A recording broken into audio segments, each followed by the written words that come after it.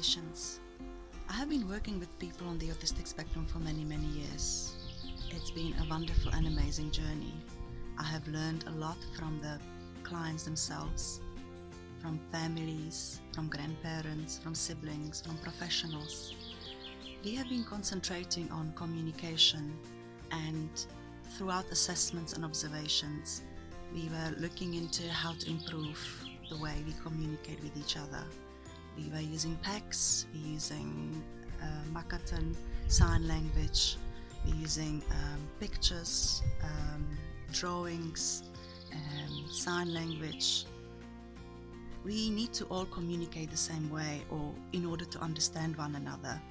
And if we communicate well, the people on the autistic spectrum then communicate back, and they let us know what they want and what they need. Not all the communication needs to be a spoken word.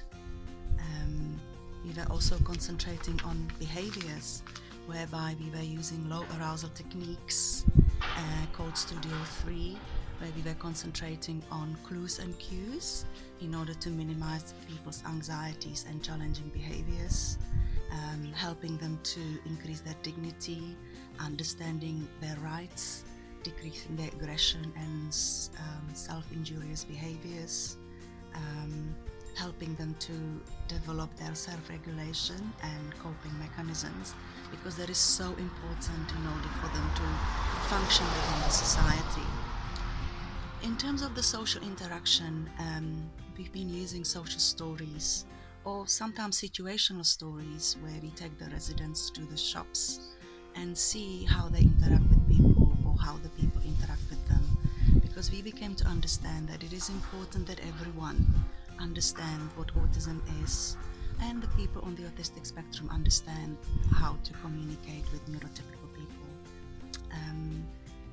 Some people would rather not to do anything or be adventurous because they are scared of making mistakes or have bad remarks. And teaching socially appropriate interaction will help everyone to become more comfortable and confident with their surroundings. Concentration on wishes and aspirations, what people want, what they need, how we can help, to listen, because that is so important. Activities of daily living. I've become to understand that sometimes, just teach somebody to just wash themselves. There are so many techniques that can help, whether we use pictures, whether we use objects of reference, whether we break the tasks into smaller tasks and teach them all in order for them to become more self-sufficient. Nothing about us without us is something that we constantly work with, and it's been an amazing journey, and we've put this into what we call a book, person-centered book, where everybody who works with the resident or the client understands how the person functions. And I think that this is the most important part, because then the people are more adventurous, and then they will learn a lot more if they have people who love them and people who understand their needs.